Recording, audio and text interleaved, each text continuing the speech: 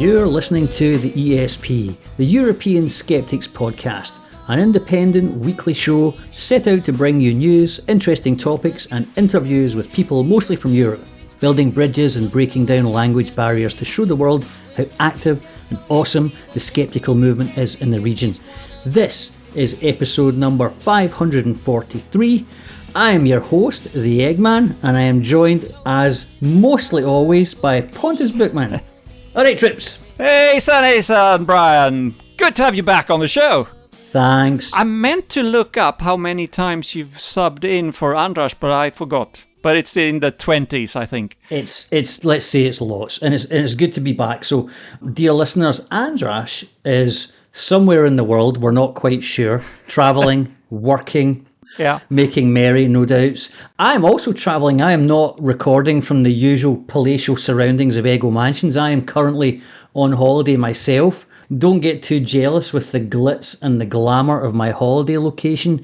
I am in Rothesay on the beautiful island of Bute, just off the west coast of Scotland. Currently in an Airbnb, hiding in the bedroom to avoid the wife, child and mother-in-law. So if there are any interruptions, listeners, please excuse me. But this is the dedication that we go to bring you a show. Right, absolutely. You should tell me more about the Isle of Bute, because I don't know much about it at all. Do you know what? Let's save the tourist stuff for another time, Pontus, because I think we've got a really hot topic we need to get to. First up, off the bat, Can you please give us, Pontus, a WASP update? This is WASP Watch with Pontus Bookman. How is the WASP situation in your garden? Yes, the wasps are still there, happily chugging along. I try to ignore them. They seem to ignore me, but it is just... it's not a big nest, I think. It's still not too many of them. It's just that they come out for dinner. So we have dinner indoors for now. Well, look, we're going to be expecting updates, Pontus, until the situation is resolved. But listeners, in the meantime, if you have any innovative, scientific, and preferably humane methods to suggest to Pontus to get rid of his wasps, he can start experimenting on those in his spare time and report back on a weekly basis, right? That's not too much to commit to, is it, Pontus? No, I'm prepared to try anything. Any magic crystals or chanting or exorcism, maybe? Maybe you can exorcise them from the... I don't know. What's the thing they do like in houses? I think it's called smudging. Smudging? Where they... Yeah, smudging. Do you know what? Don't at me if I'm wrong, folks, right? But I think that is something that sort of psychic type stuff people do in order to like cleanse a house. Yeah, it's like using like an incense stick. Or some other form of, smoke-producing method in order to banish the spirits. Maybe you can banish the wasps using the same thing. I don't know. Maybe you can smoke out wasps. I haven't thought of that. Maybe if I set the whole tree deck on fire, I'm sure they will perish. That would definitely do the trick. It might cross the humanity border that we implemented, but... just do a bit of smudging, Pontus. Maybe it gets rid of the wasps. Yep. Certainly it'll get rid of the ghosts. Okay, let's move on to more skeptical topics to start off with. Just want to give the listeners a reminder about SkeptiCamp, which is happening at the European Skeptics Congress in mid-October. On the Friday, there'll be a SkeptiCamp.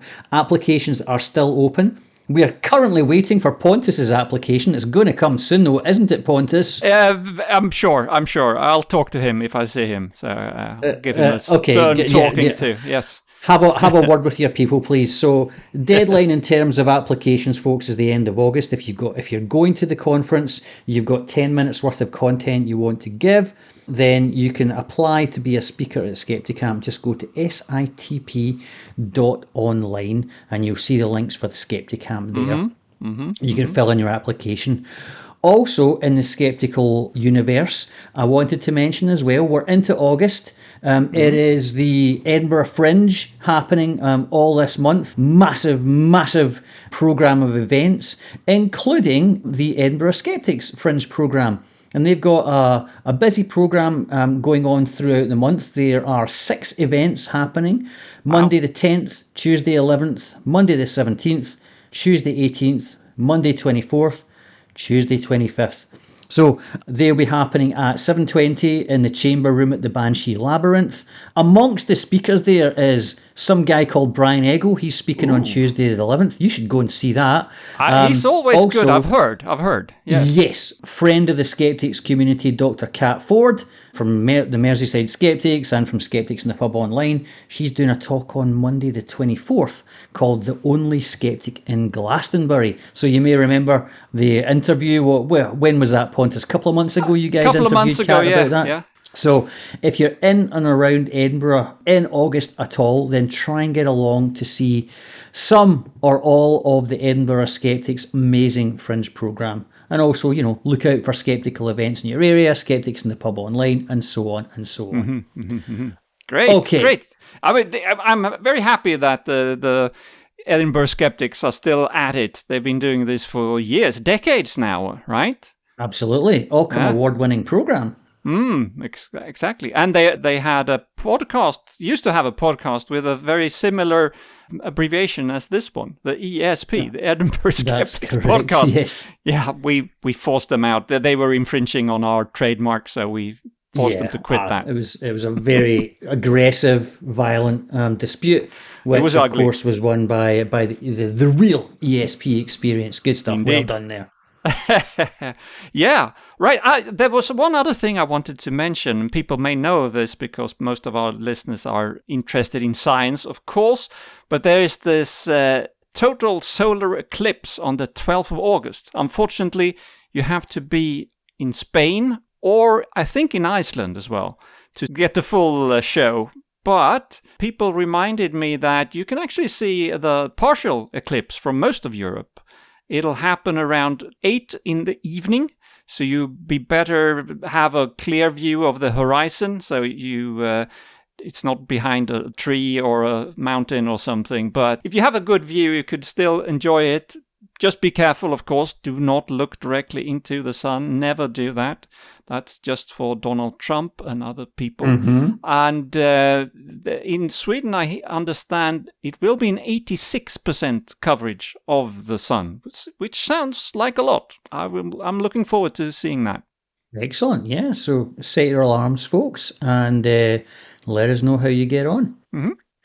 Okay, I guess we better get into our show. Now, I know, listeners, you're normally expecting us to dive straight onto TWISH at this point, but for those of you who were overjoyed last week at the return of Annika doing some interviews, we've got some more of them coming up for you now. We do. So who are we hearing from today, Pontus? I believe, and I haven't edited these yet, but I believe we will hear from Cara Santa Maria, Eran Segev, Lara Benham from Australia, and a joint interview with Steve and Bob Novella. So very SGU-heavy interviews, of course, but also Australian-based. And of course, the reason is that they were all at Skepticon, the Australian big conference, their yearly conference that they this year did together with The Skeptic's Guide to the Universe. And Annika, of course. Nice one. Okay. Take it away, Annika. So I'm here with Dr. Cara Santa Maria. I think this is like the third interview we do. Now, Nauticon is almost over. So what did you like? What were your highlights? So I think that this was the third Nauticon, I think, that we've done together. Gosh, third, maybe fourth, maybe third. And I think it came together really well. It was a really good crew. So the 4 rogues, Steve, Bob, Jay, and myself. But then we also had, of course, George Hrobb. We could never do this without George Hrobb. And Brian Wecht and Andrea Jones-Roy. And I feel like we had really good chemistry. It's the first time, I have to admit, that I actually was present to watch a Boomer versus Zoomer. And they do such a great job with that. It's so fun. It's so funny. I always love doing the extravaganza, and Scene It, which is like a fun game where we have to pretend to be in a scene of a film we've never actually watched before, is incredibly stressful, but also always very funny. Yeah. But I did like some of the like Australia specific games that we played as well. Yeah, that was amazing. I had a giggle about that because married to an Australian, I think I had a bit of a shoe-in that regard. But yeah, it was really funny. So as someone who has parasocial relationships with people, but also someone who's sometimes at the receiving end of that, I wanted to ask you about, like, can you define quickly for us what a parasocial relationship is, and maybe give us 1 or 2 facts about that, and maybe even if there's something that could be dangerous about it? Yeah, it's interesting. So, I don't think in my profession I've ever dug deep into this concept. And I actually don't know if I've ever looked at the true dictionary definition. But from what I understand, just working in television, working in podcasting, working in science communication, especially with a group like the Skeptic's Guide to the Universe, we talk about this concept, of the parasocial relationship quite a bit. And it's kind of like a relationship where one party has a lot of information, even sometimes personal information about another party. And so they feel like they know them personally, even though we may have never met, or maybe when we do meet, it's in large kind of group settings, and I'm meeting 300 people all at the same time, and I'm meeting one person for a few minutes. So it's kind of like a one-way relationship where there's probably a sense of like comfort or a sense of understanding that one party has and the other party doesn't. And I think it's interesting how often when we do events like this, folks will come up and say, on your last episode, you were talking about this, or do you remember when you interviewed so-and-so? Do you remember when and I'm like, oh God, I don't even know. Like, if the episode already aired, it's completely left my brain. I don't even remember what I said yesterday. Right. It's like we do one every week. We've done so many now. And no, I don't remember all of those things. We were actually talking about this in the evening, because some of us are sharing an Airbnb, and this concept of just fandom in general, I've long wanted to have a deep dive or deep discussion about it with my co-hosts, because it's a concept that I struggle to empathize with. Like, I get it, cognitively, I get it logically, but I don't feel like a fan. I've never had that in my life. I've gone to see bands that I enjoy. I'm wearing actually a Devo t-shirt right now, but I've never been somebody who like really knows anything personal about the band. I don't have their posters on my walls. I don't like think about people in positions of like fame or power as like separate or as on, like, I don't know. I struggle to put people on a pedestal. And so it's always sweet and confusing to me when I meet people who are like so nervous, right? Or they're so overwhelmed to meet somebody that I think they just have a lot of admiration for.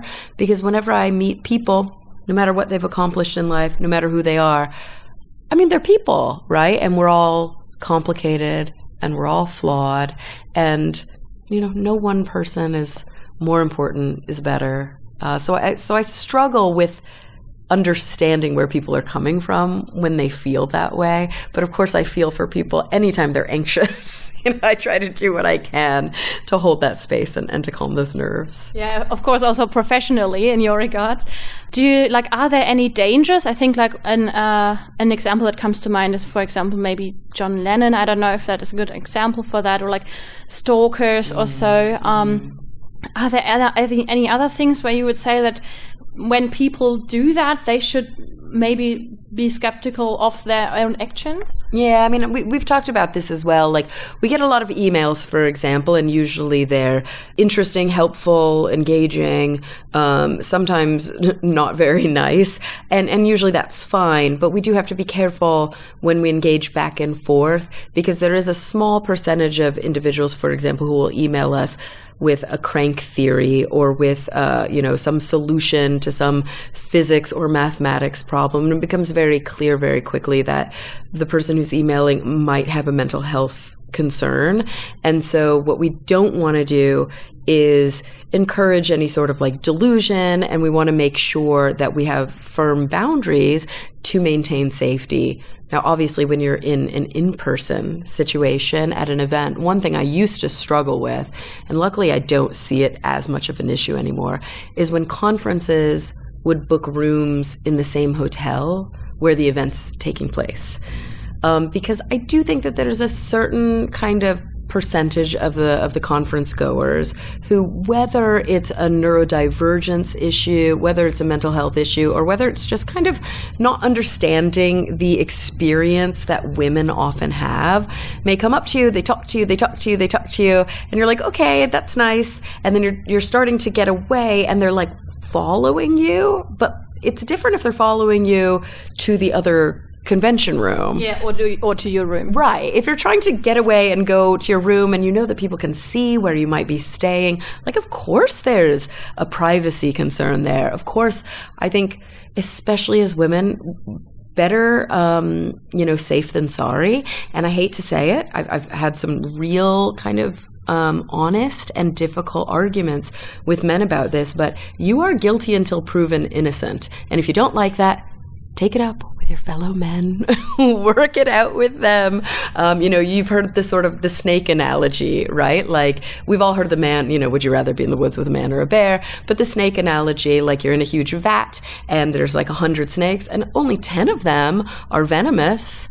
I still don't want to get in, and I'm going to assume they're all venomous, because I don't want to run that risk. It's safer for me to assume every snake is venomous than to assume that they are safe. And so, yes, we do have to be more vigilant. I think we have to be careful. And I'm also, I think men have to be vigilant as well, right? Like my co-hosts who are men. Yeah. Or people who are not male or female or are trans or... Absolutely. Any gender minority, anyone who is non-conforming. Just in general, though, most violent crimes are perpetrated by men. Now, that doesn't mean that they're all perpetrated, as you mentioned, against women. They may be perpetrated against gender minorities or other men.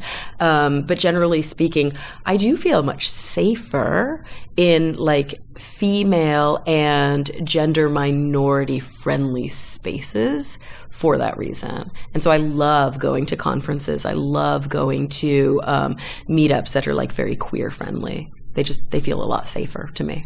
Yeah, I can appreciate that a lot.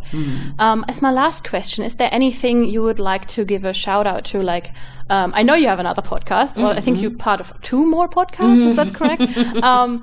But maybe also a blog, a project, whatever. Like, is there anything you would give airtime to, so to say? Yeah, I mean, unofficially, it's true. I do. So I do the Skeptic's Guide to the Universe every week and have been doing it now for, I think, 11 years.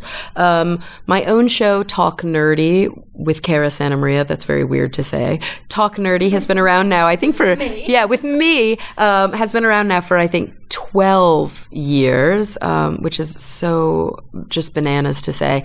And then more recently, I do, I make like kind of a monthly appearance with the God Awful Movies guys, where we watch just a God Awful movie and make light. What was the last one you did with them? Let's say which one. Ooh. By the way, that's Maynard for everyone who can't see that. Do you remember? Because I don't. Did you do the apple? Was that you? I don't think I did the apple. I did. Oh gosh, wait. The most recent one was quite bad. That I remember. Well, that doesn't matter. Oh! I did the Mandela Effect. Yeah, the documentary. That was quite fun. Yeah. So I do those 3 podcasts. That's my Thursday. Sometimes my Friday. Monday, Tuesday, Wednesday, I am now working as a clinical health psychologist in a cancer center in a large hospital in Los Angeles. And then 2 to 3 days a week, sometimes Friday, and then definitely every Saturday and Sunday is me time. So I'm going to give a shout out to me time. That's a very good shout out, something we all should listen to. So thank you very much, Cara. Thank you. Okay, so I'm here with Eran Segev. It's almost done with the second day of Nordicon and Skepticon 42. So how did you like it so far, Eran? I think it's been amazing. I have to say, from my perspective, it was easier than previous conferences I've organized because Jay and Ian did a lot of the heavy lifting, obviously. But it was really nice to see everybody was having a really fantastic time, which is what you always want to see when you organize a conference of this kind. Absolutely. So I got to know you a few years ago as one of the main figureheads of the Australian Skeptics, but can you maybe tell our listeners again what your responsibilities and tasks are for the Australian Skeptics? There's not a lot actually officially right now, so I'm a committee member. I was president for a number of years in the past. I'm a committee member now. It just so happens that there's certain things that are my babies, and I am the one who kind of thought that it was a good idea to bring the SGU here to do Nordicon specifically, not just any conference, but to do this kind of thing. And so I've been friends with them for coming up to 20 years now, so I just spoke to them, organized it, and the committee supported me in that. Lara, of course, did a huge amount of work, so that was I could not have done that just by myself, even with all the work done by the SGU. So that was it, and I do have a few other things that I care about, but there is one actually that I would like to mention in particular. Back in I think 2017, Britt Hermes, who was then in Germany, was sued by a naturopath for things she said about naturopathy, and we organized a fundraising campaign for her, and with the money that remained, we always said we were going to do something. There were two options. One of them was establish a legal defense foundation. So that is now been established. It is a charity in the US. Britt is the president of the organization. Steve Novella is involved because he was also sued. I'm involved because I had some legal issues related to skepticism, and Marsh is represented, although Marsh himself wasn't sued. He represents Simon Singh, who was the original member of the board, and he, of course, famously was sued by chiropractors. We've founded this legal defense foundation with the money that remained from the Brit campaign, and we are looking forward to starting to really be active in defending skeptics who are being at least harassed but sometimes sued for their skeptical activism. Mm-hmm. That's really good news. That's I think something for a really right award from the ESP. You said before that you have been friends with the SGU for 20 years now, so how did you get into skepticism? I had some, so I was always kind of interested in things that are skepticism adjacent, not ghosts, but definitely UFOs and things like that. I wouldn't say I was particularly skeptical about them, but never thought, I was kind of, so I would say I was probably more cynical than skeptical because I wasn't well informed. It's just that things sometimes just seemed like they were stupid, and I treated them as such.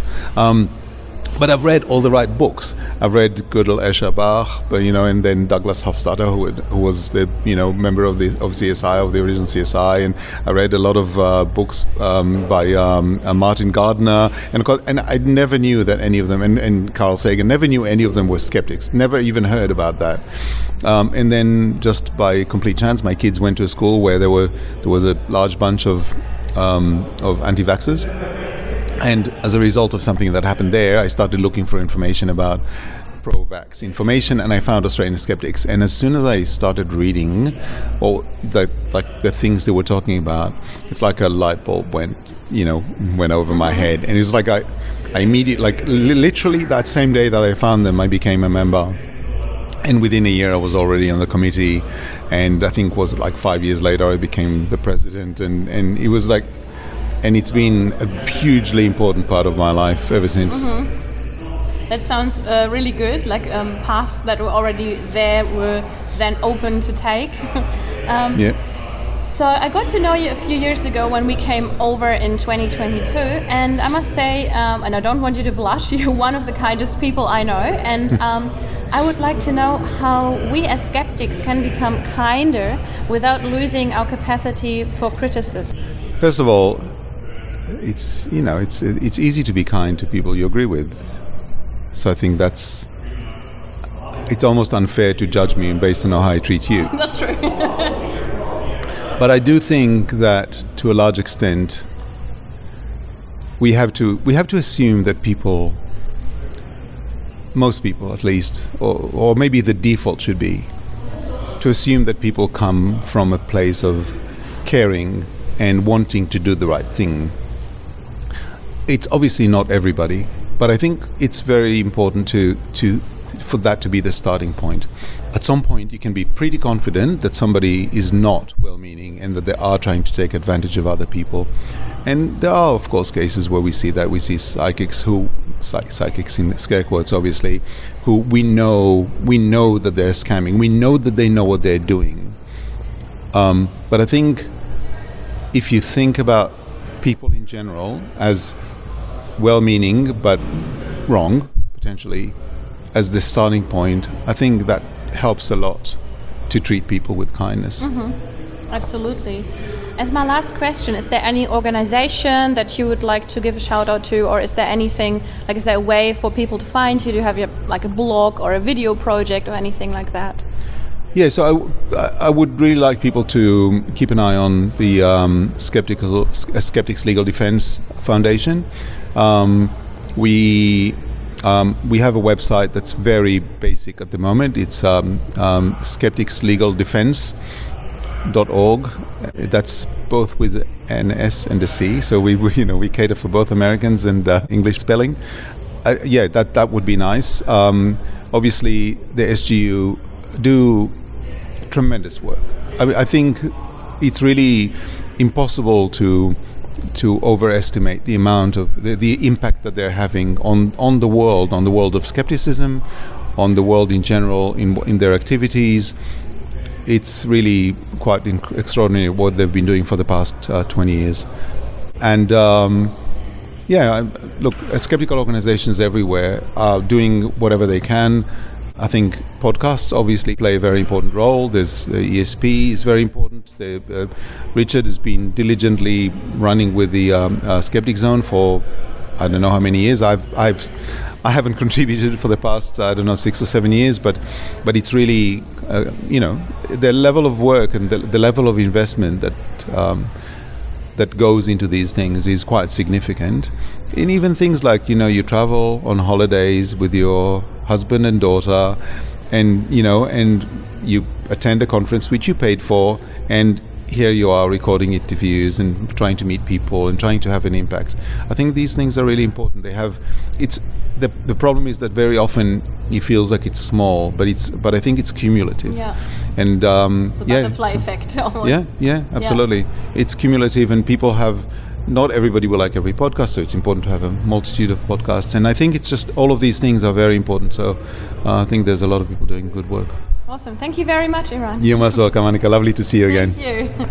So I'm here with Lara Benham, and a lot of people who came over in 2022 already know you, and people who went to PsyCon might have also known you. But who are you? Hi. I'm Lara. I'm Secretary of Australian Skeptics. That's awesome. And Lara, can you tell me, how did you get into skepticism?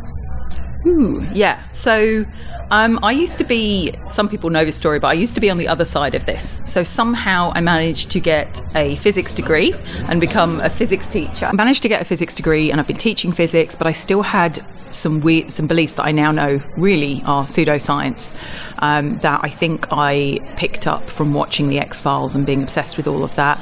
I was still in some sense believing in an afterlife and ghosts, and still reading my horoscopes. And then I read the book Bad Science by Ben Goldacre, and that opened my eyes to something. I didn't even know what homeopathy was, and so I found that quite surprising. And so that, looking back, that was probably the first thing. But then it was the same as quite a few other people. I needed a podcast to listen to. I had a big commute. I found Skeptic's Guide to the Universe, and within a few weeks, so only a couple of episodes really, it was like a cascade where all of my beliefs just kind of fell, and I realised I realised that all of the misconceptions I had that were leading me to all of those pseudoscientific beliefs, and now I'm, just did a complete 180. And the rest is history, basically. The rest is history, as they say, yes. Yeah. You were just honoured on stage by a few very important people that we both know. And I gathered that you organised the conference and you got the hero coin, I think. I was part of the organising committee. Yeah, so you but you are always named as like maybe the main organiser of this together with Jay, am I correct? Yeah, so Eran was helping. I want Eran to have his dues as well. And it was a period of time a number of months ago where I was actually not working. I was between jobs. I quit my job as a teacher. And so I had some time on my hands, and I could see that Eran was struggling with a few things time-wise, and so I just offered to give him a bit of a hand.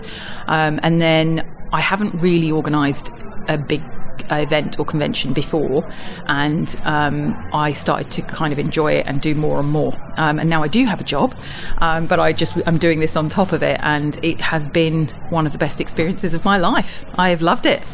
Yeah, and I think a lot of people loved it. A lot of people were very happy. So what's something that brought you joy over the last few days? Is there like one thing that was a highlight for you? In terms of the stuff that's been happening on stage, every time I think of one thing, then I think of something else. But I think it's just, as much as I love listening to the podcasts, the live recordings of the podcasts, it's really nice to see them doing something different, which is what NotACon is. And today was great. They had a lot of things involving audience participation, and the audience that have come have been so happy to just get involved. Even audience participation, things that involve literally every single audience member. I learned that I cannot do rock, paper, scissors. I just think it's statistically impossible that I lost every single game I played. Same. Oh, really? What is wrong with us? We need to practice. But I think I'm just too tired right now to think of something individual. But every single thing that has just occurred has been phenomenal, and I'm really looking forward to George's sing along this evening. I still don't really know what to expect, but everybody has just been so incredibly lovely. Yeah, I'm looking forward to that a lot too. Is there one organisation or one blog or something? Like, is there anything you would like to give a shout out to? I don't have anything. Sometimes I appear on the Skeptic Zone, so I'd love to give a shout out to the Skeptic Zone with Richard Saunders, who I'm assuming listeners probably are aware of, but if not, please go and give him a listen. Okay, thank you very much for the interview. Thank you. Thanks so much. So I'm here with Bob and Steve Novella. I don't think they need any introduction. So Skepticon/NotACon is almost over. What did you think of the conference so far, Steve? Oh, I thought it's been great. I mean, it was everything we wanted it to be. I thought everyone was very enthusiastic. The crowd was awesome. And, all of the shows that we put on came off pretty much as we hoped. So, I think we're all very pleased. It's really amazing. I mean, so much work went into this. And it was basically went off without a hitch, like all the previous two NotACons. Except for these hitches. So, I mean, there's always like microphone technical things. But we made that funny, We just rolled with it, right? Like classic improv, and it didn't matter. In some ways, it made it funnier and better. But from the audience perspective and from my perspective, I mean, it was near flawless. It was just perfect, and I loved it. Yeah, I agree. It was amazing. So, Steve, all of you are from the US. I'm from Europe, and we're in Australia right now. Is this internationality one of the benefits of the skeptical community? Yeah, I think so. I mean, I think it's a manifestation of just the world we live in. Most of the people here met each other online. We knew about each other because of podcasting and things like that in social media. And we're not a huge community, worldwide. So that we like the opportunity to gather together with other, skeptical communities around the world. I think the Australian skeptics are the group that we're the closest to, Partly is because obviously we share our language, but we've had a lot of history with them, since we really started doing this. So that's part of the reason why we're so awesome to come back, you know. And we've been here 4 times. This is our 4th time Yeah, fourth here. trip I mean, down here. it's a hell of a trip. It's a lot of hours in the air, but we love it. You know, we would love to do it again. And I think it's a testament to how close we are to the community in Australia that we just keep coming back and coming back. Yeah, I think that's really amazing. And what are things that our community, our movement, or whatever you want to call it, I know it's actually a way of thinking, but as a group, what is something that we can still improve on?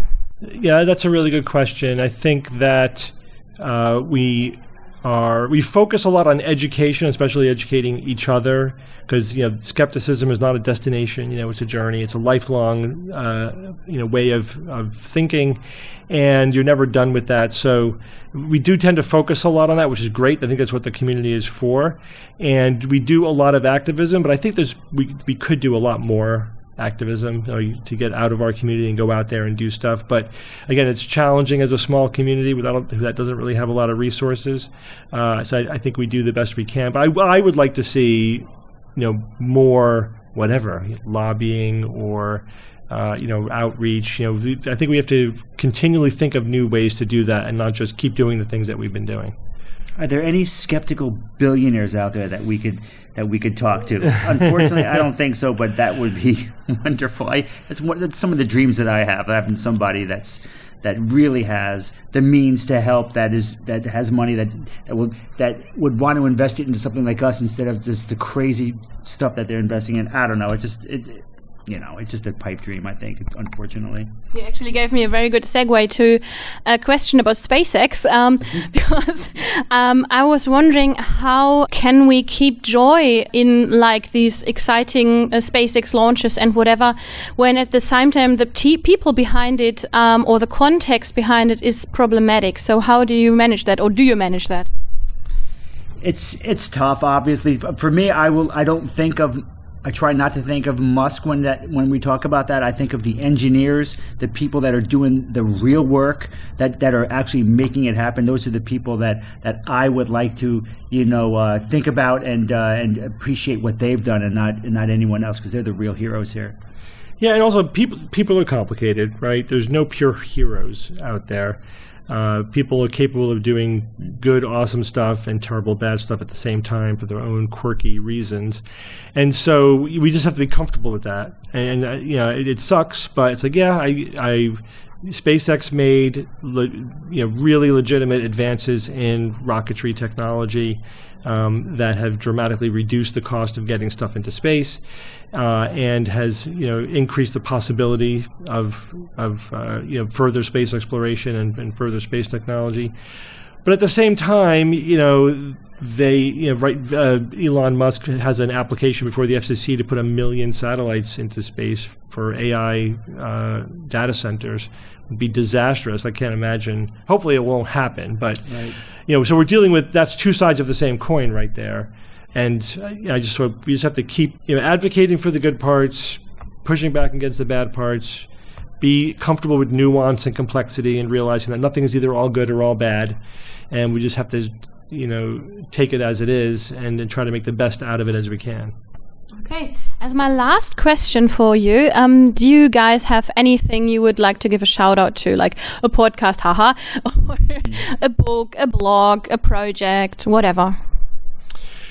So one project I'm involved with that it doesn't have a huge profile yet is the Skeptics Legal Defense Fund, which is Britt Hermes is doing most of the work for that. And the idea there is occasionally we get sued. And that could really silence our activism, silence our voices, because even if it's a frivolous lawsuit, again, depending on what country you're in, it's worse in some than others. But even in the best case scenario, it could be financially ruinous. And so most people will just take down their post or whatever it is that's triggering it. The idea behind this fund is that it would take that away, right? So we can give you enough resources to get past the first gate where the frivolous lawsuits can be defeated. So that could make a huge difference, I think, in allowing people who work, because again, we're kind of fragmented on our own, you know what I mean? Especially with social media. It's not like you don't have a big media company behind you. It could just be one person who's blogging, but they have a lot of good things to say, or a podcast that is getting the word out there. But they need something a little bit bigger behind them in order to be able to defend themselves, right? That's what Legal Defense Fund, defend themselves against the con artists and the charlatans who have learned that this is, and if they're making millions doing what they're doing, they're selling snake oil, and they could use that money to silence the voice of their critics. And so that's the thing that we have to stop from happening. Okay, thank you very much for the interview. All right, thank you. Okay, we are back from the interviews. Thanks again for our roving reporter, Annika, on that one. And now let's move on to This Week in Skeptical History, also known as TWISH. Once again, folks, in the absence of András, I am going to take us to the dark side. We are going to talk about a con man who was so good they named him twice. Listeners, I'd like to introduce you to Lord Gordon Gordon. Was that his real name? No. He was a con man. Of course it wasn't his real name. And it does sound like somebody asked his name and he kind of struggled to make it up on the spot. But that's what he went with, and it seemed to be good enough for him to pull off something quite spectacular. Now, he was born sometime around 1840, we don't know exactly, but he died 152 years ago this week, on the 1st of August 1874, at the tender age of 33 or 34. Let's go with 33, just like Jesus. Cool. So, Lord Gordon Gordon's real name was John Crowningsfield, and it was rumoured he was the illegitimate son of a North Country clergyman and his family maid. Scandalous. The first incident involving him was in 1868 under another pseudonym of Lord Glencairn, when he swindled London jewellers Marshall & Son for £25,000. Now that is equivalent to over £2 million in today's money. So pretty impressive swindle. Good start. I'm sure you'll agree, Pontus. I'm sure. And he had to live up to he was a lord, right? Or yeah, he wanted exactly. to be. So he had to have a lot of money. I hear that's an expensive business. Being a member of the gentry is expensive business. But if you really want to take your scamming to the next level, then you've got to head to the land of the rich and the gullible, the US of A. So that's exactly what Lord Gordon Gordon did. He takes up his repetitive nom de plume and he manages to carry out a very impressive swindle which nearly resulted in the invasion of Canada. So enter onto the scene Jay Gould. He was an American railroad magnate and financial speculator. A tycoon. He is generally identified as one of the sort of robber barons of the Gilded Age, well known for his unscrupulous business practices, and it made him one of the wealthiest men of the late 19th century. He was an unpopular figure during his life.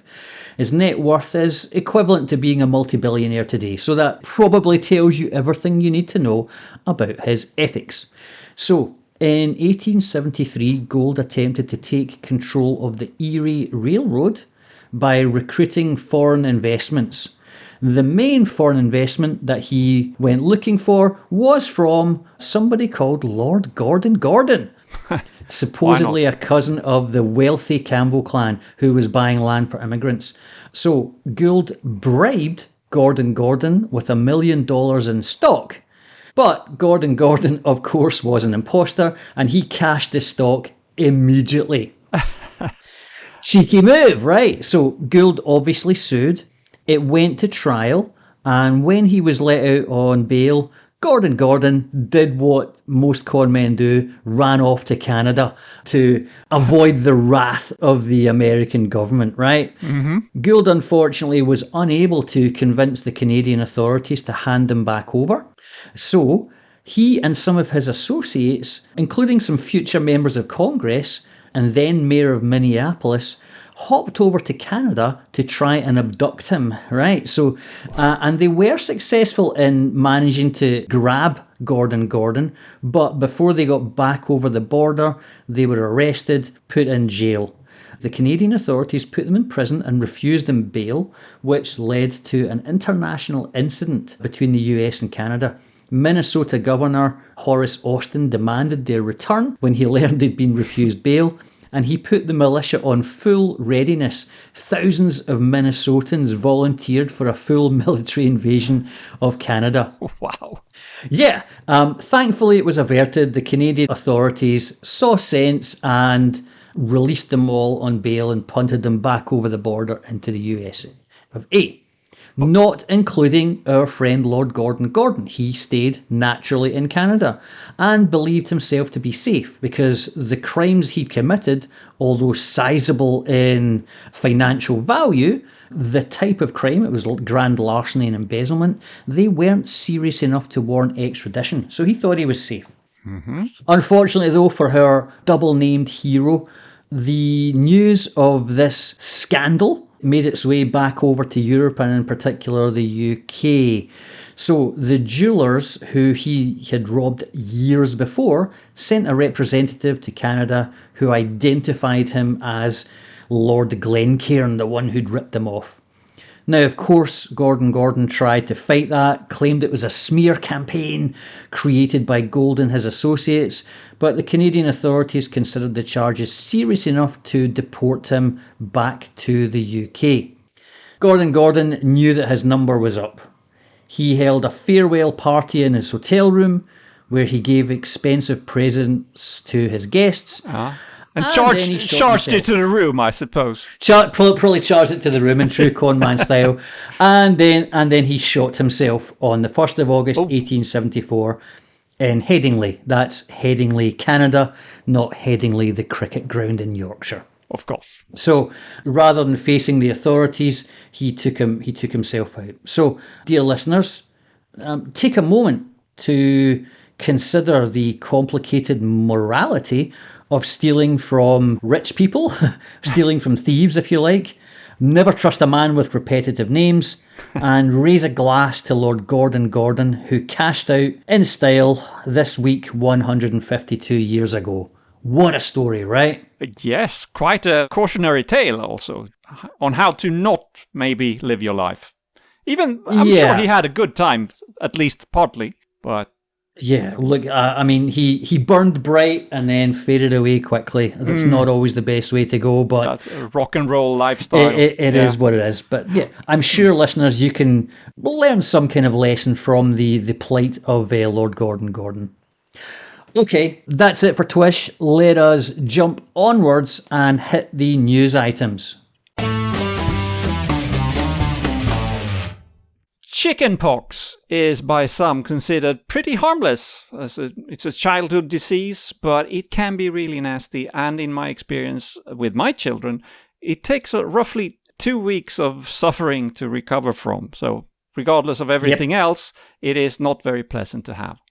And it's also sometimes much worse than that. Only in Sweden, 300 to 400 children are hospitalized every year, and occasionally it can be deadly. This is especially the case for children who are under cancer treatment or are vulnerable for other reasons. It's also very costly for the healthcare system, and it can lead to shingles later on in life for adults who had chickenpox when they were young. And even if there is another vaccine against shingles, it's not 100% effective, and it's expensive. I have had to pay for this vaccine myself, and it put me out around 500 euros. Money well spent, but that's pricey. Yeah, exactly. I mean, I don't regret it, but it's unnecessary, right? You shouldn't have to do that.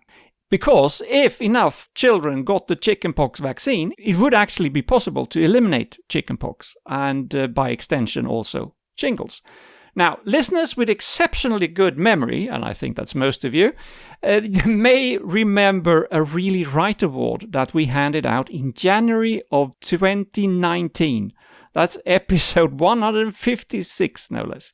This was to the Swedish government for the announcement that they had commissioned a report with the aim of adding the chickenpox vaccine to the standard vaccine program for children. The final decision to add chickenpox to the standard program was expected that same summer, 2019. Fast forward to today, 7 years later, and this is what I read in the paper. Quote, "It's official. Free chickenpox vaccine for children. Starting next year, the chickenpox vaccine will be offered as part of the public vaccination program." End quote. What is happening? Next year? I must admit I had lost track of this. I just took for granted that the vaccine had been included for years now. But I don't know, Brian, is it against the rules to withdraw a Really Right award? I don't think we've ever done that, but this could be the first time.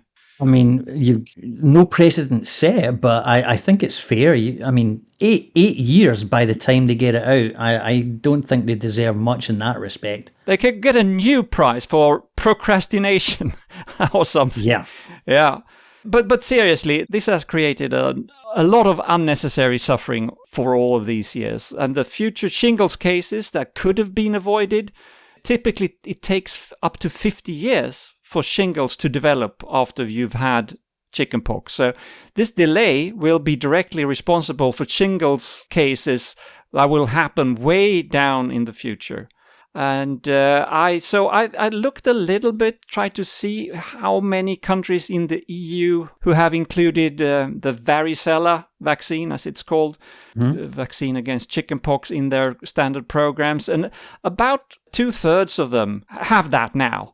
I checked the UK as well, Brian, and from this year, 1st of January this year, it's also included in the UK.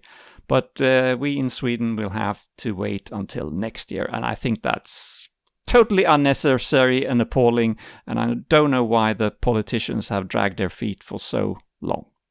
Yeah, it would be interesting to find out what caused such a delay. I mean, the cynical side of me is saying it might have been, pushback and filibustering from anti-vaccine enthusiasts in the Swedish government or healthcare system.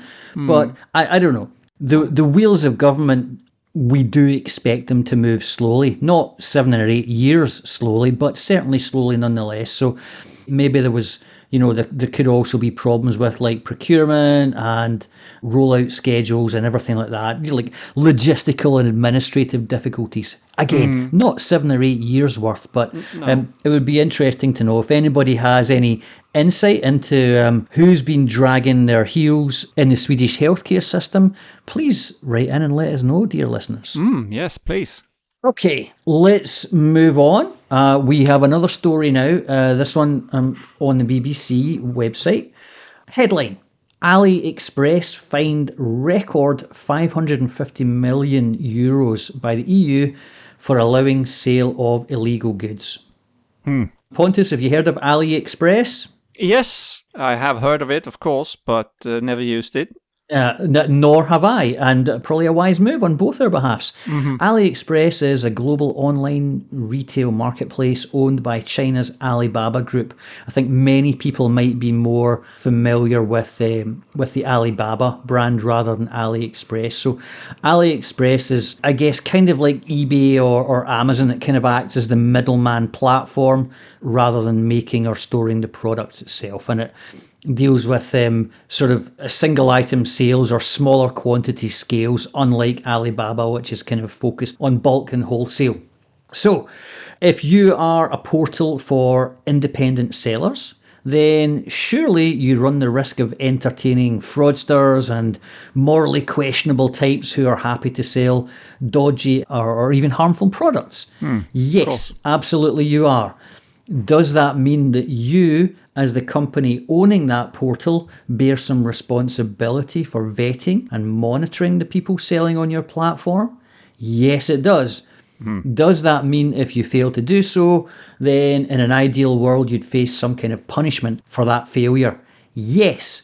And it finally looks like this is going to happen, and it's a significant payout they are having to make.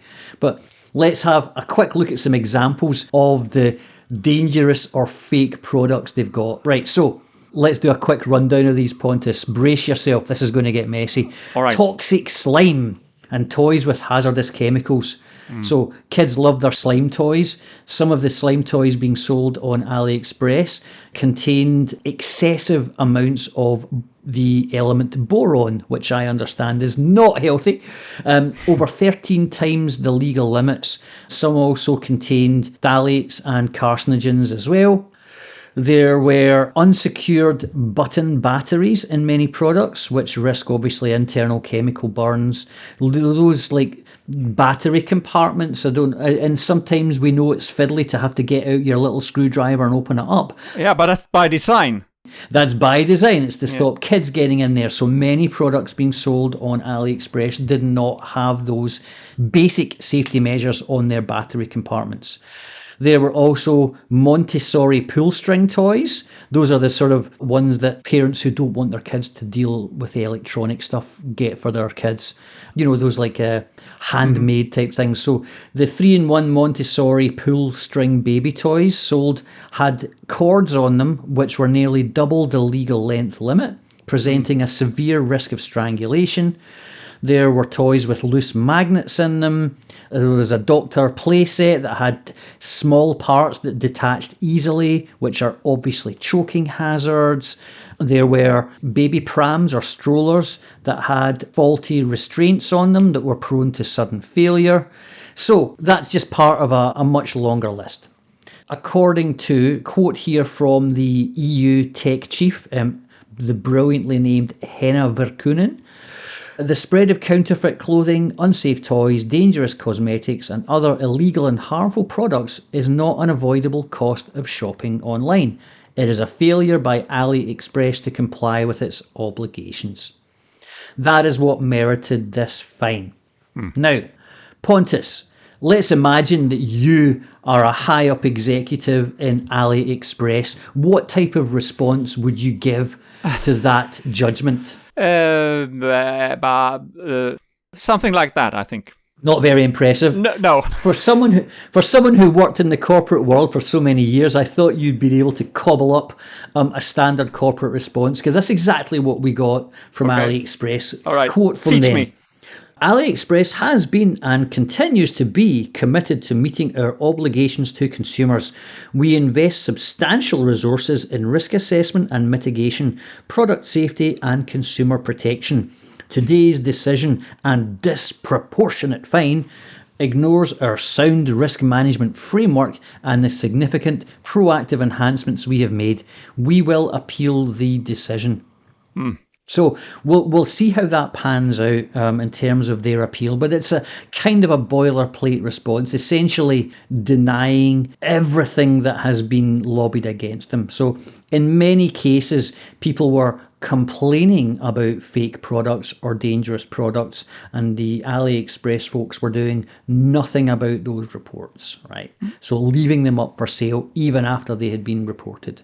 Oh, really? So it is the highest fine imposed under the Digital Services Act, which requires tech giants to do more to counter illegal and harmful content. It allows up fines of up to 6% of a company's revenue.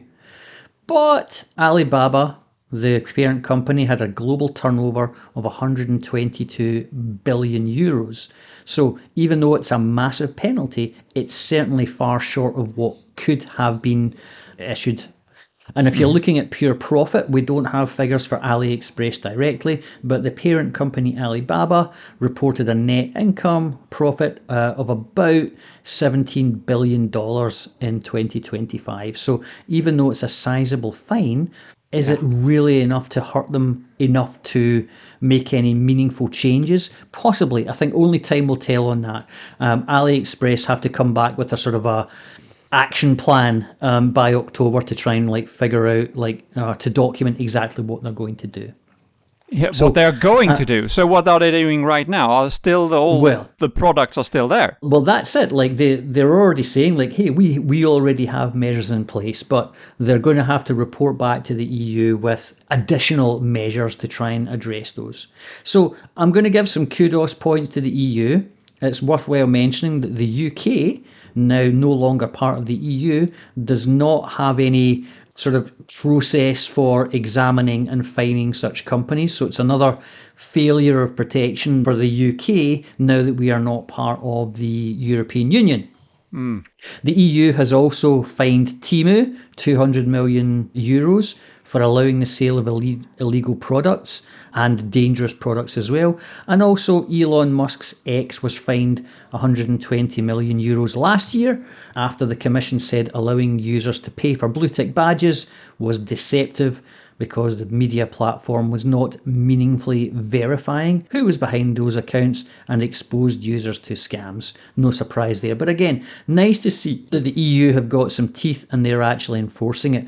But in terms of putting a dent in the profits of these companies to the point where they might make meaningful change, I don't know if we're there yet. No. But it shows that you can, if you band together a bunch of countries like the EU, you do get some leverage against bad actors like this. Absolutely. And maybe, just maybe, Brian, Brexit wasn't a good idea. Who would have thought? All right. We have some more shenanigans to talk about here. You talked about Lord Gordon. You get the impression that this was the kind of con artistry that was happening a long time ago. Not so. We have a modern one as well. And just the name of this guy as well. You know, he's not double named himself, but he's calling himself Franco Malossa von Rosenfranz. So that's pretty impressive. I think that's better. That's better than Lord Gordon, I must say. He is a self-described philanthropist, entrepreneur, and orchestra conductor. Interesting combination there. And he decided he hadn't enough gigs running, so he went into the tourist attraction business and started selling tickets for entrance to the, what he called, oldest and largest amphitheater in Italy. Ooh. This attraction just happened to be situated on his property in, and I'm sure I'm going to butcher this, Arcugnano, in the province of Vicenza. And it even found its way into the EU-funded tourist guide in the area. Wow. The amphitheater is known, or at least by him, as the Berico Maritime Amphitheater. I don't know what the term maritime is doing there, because as far as I can tell, the province of Vicenza is landlocked and has no connection to any water or sea. Still, the amphitheater is maritime somehow. Does sound grandiose, I don't know. though. Anyway, Malosso, let's call him that, told visitors to the site that it was the world's oldest and largest amphitheaters, and it dated back to AD 393. He claimed also that Julius Caesar has visited there on his return to Rome from Egypt with Cleopatra, and also that Juliet Capulet of Romeo and Juliet fame had lived in an old church there. And the reason this site was previously unknown was that it had been hidden under soil, and it came into light about 20 years ago after a landslide uncovered it. That was the story. Malosso charged €40 for entry to the site. However, some of the things that I've already mentioned should give you pause and make you question the whole thing. Do you have any suggestions, Brian? Except for my sarcastic voice. Did I hear you mentioning like somebody from Romeo and Juliet? Yes, indeed. Juliet herself is supposed to have lived there. Isn't that fiction? It is fiction. Let's you picked up one of the clues. Right, right. I was so worried there. Listeners, it's been a long time since I was at school. So, but I'm pretty sure that Shakespeare wasn't a documentarian, was he? No? No, he wasn't. Okay. It wasn't at all. Also, if she had lived, it had been in Verona, not in Vicenza. And also, Julius Caesar was mentioned there. Well, he lived 400 years before 393 when this was built, apparently. So I don't know how... I mean, we all know how Caesar died, so I'm sure he didn't live to be 400 years old. No. Interesting that if you're going to do a con job on something like this, I mean, obviously you want to say something exciting that's going to draw in the visitors, right? But just a tiny, tiny little bit of research in advance might have saved them some hassle. I don't know. I think so. And then if you add to this that this wonderful thing, this amphitheater, seems to have been built out of fiberglass and papier-mâché, that also makes it a little bit more questionable. And there are also older satellite images that show evidence of leveling the land and building the whole construction in the last decade or so. So I think we have a problem with credibility here. So the ancient Romans didn't use fiberglass and papier-mâché for any of their buildings then, no? Not for anything that have lasted. At least the papier-mâché doesn't last 2,000 years in any case. Fiberglass might, but yeah. So, okay, but the news this week now is, of course, that Malosso has been caught. He has been sentenced to 2 years and 4 months in prison for illegal construction, art forgery, and creating works without authorization. He has also been fined €3,000, but that's not all he has to pay, probably because the Council of Arcugnano has filed a €560,000 damages claim against him. So I think he will not be able to pull this one off.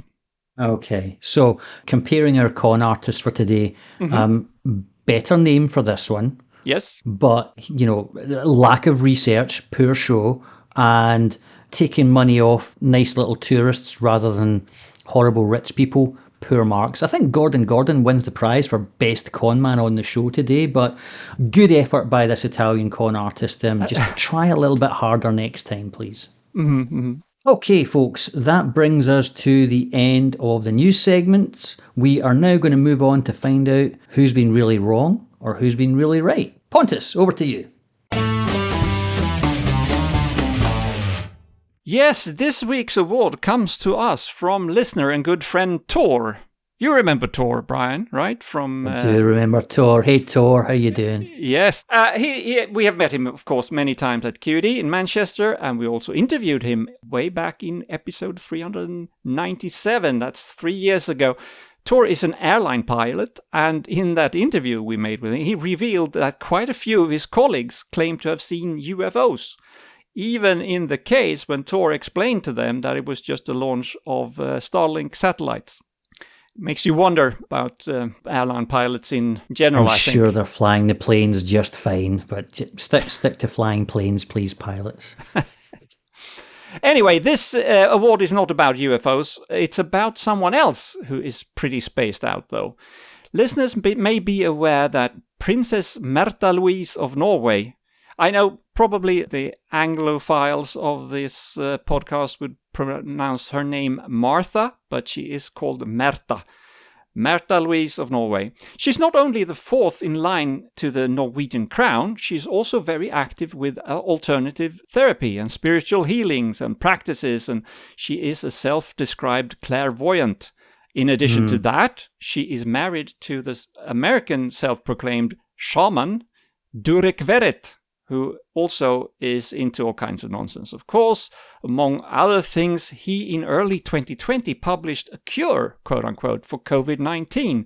And for people who may have forgotten, this is the cure according to him. Mix 2 tablespoons of witch hazel or vodka, apparently. That works as well. Ooh, I'd go with the vodka. Go with the vodka. With 5 drops of lemon oil, 3 drops of rosemary, and rosemary apparently comes in drops. I don't know how that works. 2 drops of pine oil and 5 drops of tea tree oil. And at the end of this, it says make sure that you use distilled water, even though water is not even part of the recipe. Then it says you can use it as an oil or a spray. And it doesn't mention you don't even get to drink it. It doesn't mention where you apply it, or if you drink it, what dose you're supposed to use. I don't know. So don't try this at home. It doesn't seem very reliable. But back to his wife, Märtha Louise. She is obviously married to this nut, and she is quite a lot of nutcase herself. So much so that her father, King Harald V of Norway, has forced her to sign a contract where she promises not to use her royal title in any of her esoteric businesses. Did I mention also she founded a school that was supposed to teach you how to talk to angels? Wow. Kudos to the king who's, at least trying to tamp down on that nonsense. Probably better than the UK's king would do in such a situation. Indeed. I mean, the king has clearly taken a stand here and says, no, we don't want your shenanigans near the throne. But she is still fourth in line to the throne. I don't know, maybe he can't affect that. Anyway, the problem is with Märtha Louise that she seems to very conveniently have a short memory. So she keeps forgetting that she's not supposed to use her princess title when she do these things. Her latest thing is a spiritual festival. It's not her organizing all of it, but she's one of the attractions. It's in England. Mm-hmm. I forgot to look up maybe it's in Glastonbury. Maybe it's some place like that, I guess. And this festival is touting both intimate and private meetings with Princess Märtha Louise. The shaman is going to be there as well, of course. The big event for them is... Oh, here it says where it is. It's in Braziers Park in Oxfordshire, England. Okay. All right. And Märtha Louise and Durek Verret are the two main attractions. It will take place on September 5 and 6 if you want to join. I don't recommend it. The couple will hold 2 exclusive workshops as part of the British Music and Wellness Festival that is called Om and Bass. I don't know what that refers to, but they call themselves the UK's first music and wellness festival. So it includes, the festival itself includes apparently yoga, meditation, alternative wellness activities, and electronic music, DJs, and sound systems. That's a quote. Okay, I've looked it up. $250 a day for a ticket, apparently. $250 for it? Okay, that's interesting. Per day. And that is to join the festival as such, to meet the famous couple here, Märtha Louise and Durek. They have a price range between £33 and £111. And the highest one there includes a signed copy of Shaman Durek's book called Spirit Hacking, which I haven't read, but I can probably say already that I don't recommend reading it. Yeah, probably not. Well, in any case, the website consistently referred to Märtha Louise as Princess Märtha, and one ticket category was sold under the name Shaman Durek and Princess Märtha Workshop, end quote. All in violation of this contract that she has with her father. After people have pointed this out, the website have now removed the term princess all over the place, but she's still up to the same sort of shenanigans, of course. And she has done this before as well, and still used her title princess. One such time was when she advertised her wedding to Durek. And the most recent example was last year's Netflix documentary, which was called Rebel Royals, An Unlikely Love Story. Ooh. Anyway, Durek already has his Really Wrong award back from 2019, but I feel it's quite overdue that the princess herself also gets her own. It's almost like it all illustrates how monarchy may be a bad idea. Maybe you should have some other way of appointing your head of state. But for continuing to use her royal title to promote her New Age supernatural nonsense, Märtha Louise of Norway, fourth in line for the throne, gets this week's award for being really wrong.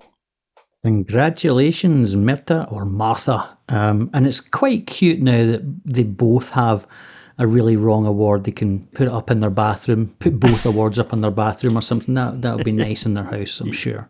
Yes. Okay, listeners, we are heading towards the end of the show, but we're not going to duck out without a quote. Let's go for that now. Okay, our quote this week comes from chess guru Garry Kasparov. So, The point of modern propaganda isn't only to misinform or push an agenda, it is to exhaust your critical thinking, to annihilate truth. Yeah. Strong words there. Yes, and I think quite right. He's quite right there. I mean, if you overwhelm people with propaganda, you lose the ability to even recognize things that are true. And that is just as big a problem as falling for falsehoods.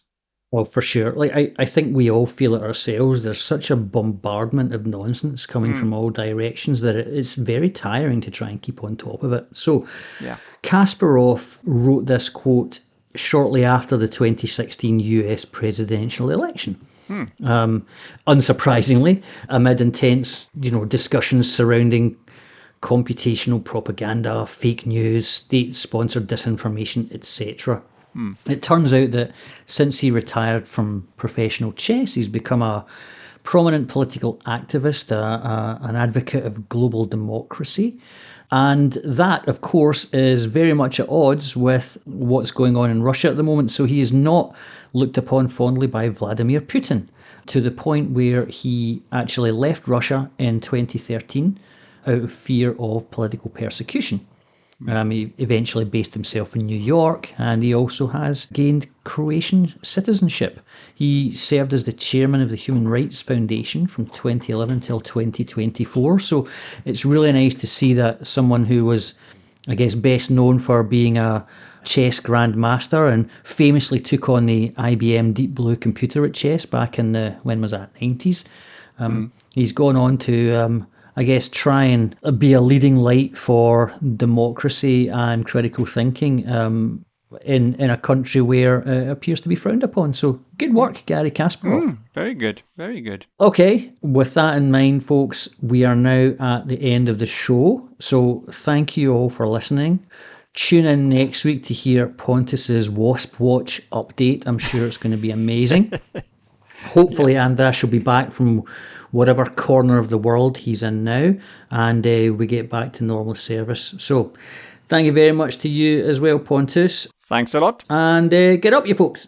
Hey do. Bye.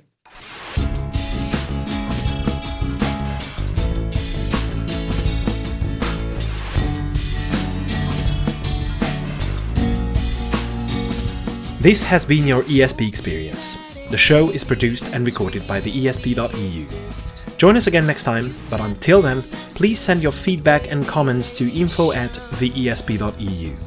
We would also love to hear your ideas and suggestions regarding topics, and if you have any skeptical news from any European country, we're always eager to hear about them. If you have an upcoming local event or an organization to promote, please don't hesitate to let us know, as we are more than happy to help. All music in the program was written and performed by Keisha J. Gray and George Robb and is used with their permission. Please check out our webpage for show notes and archive material at theesp.eu, follow us on Blue Sky at theesp.bsky.social, like us on Facebook or support our work on patreon.com/theesp. And don't forget to spread the word by sharing our content with others. I don't know how you can believe.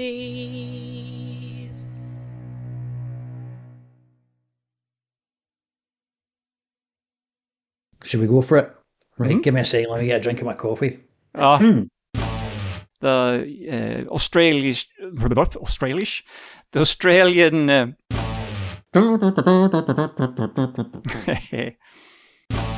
It's almost. I have the wrong glasses. That's one of the problem. Why don't we take a trip along? Take a trip somewhere far, far away. Tschüss. Vislat. Vislat.